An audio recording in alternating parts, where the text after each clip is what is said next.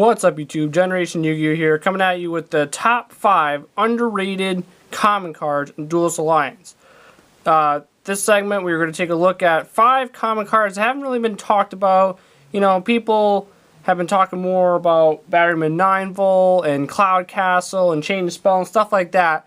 But these 5 cards, I feel, are really underrated and can be used in a variety of ways. So, without further ado, we're going to get started with number 5, which is Performance Pal Swordfish.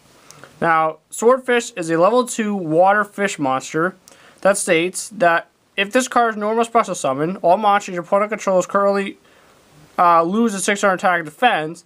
And if you special summon a monster while you control this card, all monsters your opponent currently controls lose 600 attack and defense. So, what are the pros of this card? First off, you could use this with the Super Engine Deep Sea Colant, the big fish. He won't get his effect, but it's pretty nice that he's a level 2 fish. But more importantly, his effect, which is not that bad. I mean, his stats are 600 attack and defense, which aren't that great. But if you're able to normal summon this, and then if you do, you know, pendulum summon, you special summon more monsters, then your opponent will quickly lose most, if not all, of their attack and defense.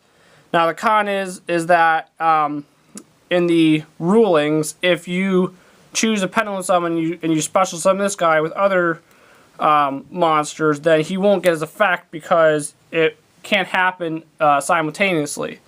So it's a pretty nice card, but it's only at number 5. At number 4 is Performance Pal Hippo, a level 3 Earth Beast monster. That states, after you normal summon this card, you contribute summon 1 level 7 or higher monster in face-up attack position during your main phase of this turn, in addition to your normal summon / set. You can only gain this effect once per turn.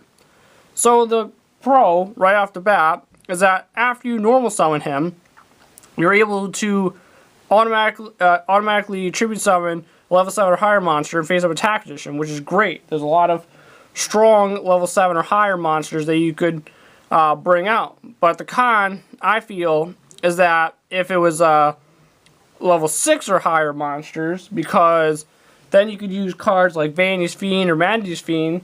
So if you're able to quickly normal summon this guy, tribute him for, say, Vanity's Fiend or Manatee's Fiend, it would be pretty awesome. But it's still not too bad for number 4. For number 3, we got Super Heavy Samurai Swordsman. It's a level 3 Earth Machine that states, when this card is normal or special summon, you can change its battle position. If a Super Heavy Samurai monster you control battles an opponent's monster, after damage calculation, the opponent's monster attack and defense becomes 0. So the pro right off the bat is that if they attack into this guy, he has 1800 defense, which isn't too bad for level 3, but even if they do run it over, their monster's attack and defense will quickly become 0, which is good for a lot of good cards like Ragna Zero or the Reptilian archetype. I feel this could be pretty good too. It's like a Naga where you could attack and then their attack and defense becomes 0. And it's also nice too because it doesn't have to be just be him. So if you happen to have him and then you have like Blue Brawler on the field and they attack it to a Blue Brawler can't be destroyed by battle. So they flip it over, can't be destroyed by battle, and then this guy's effect activates and the monster that attack Blue Brawler, man, that's a mouthful, I guess, becomes 0. So pretty nice for number 3. For number 2, we got Spicy Spy. It's a level 3 Fire Warrior that states, if this card is normal summon, look at 1 random card in your opponent's extra deck, and if it has 2,000 or more attack, this card gains 1,000 attack. If it has less than 2,000 attack, you gain life points equal to the monster's attack. So, what are the pros? First, right off the bat, this card has some amazing artwork. I know that they, you know, did some changes because in the OCG, it was definitely, you know, different to say the least. It had wine and revealing and all this kind of stuff. But still, the artwork looks pretty awesome. And, you know, the fact that you can look at 1 random card in your opponent's deck is pretty nice, and 2,000 or more, so if you pick up an Arc, or even if they have synchros like Stardust and Scrap Dragon, it instantly becomes a 2200 beat stick at level 3. That's pretty nice. and also being a warrior, can be searched by reinforced from the army, which is now a 2 thanks to the recent ban list. And even if you pick something like an Exciton Knight, or something that has less than 2,000 attack, you could gain that life points. So let's just say Exciton Knight at 19. You instantly gain 1900 life points, which would be good for cards like Soul Charge or anything that requires you to pay life points. So that's for number 2. As for number 1, Despot 001. It's a level 1 Earth Machine Tuner that states this card gains 500 attack and defense for each machine type monster you control.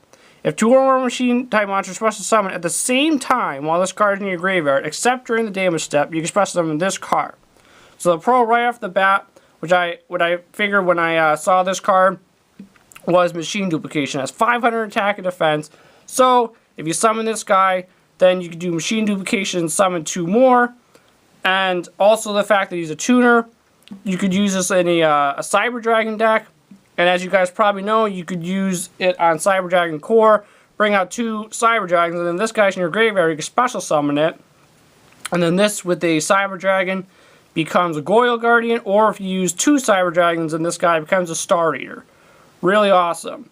The downside is that, of course, you have to have it in the graveyard when you activate it. So if you don't have something like Foolish right off the bat, or Chain or anything, it obviously doesn't work. But I feel there's too many pros over cons with this card.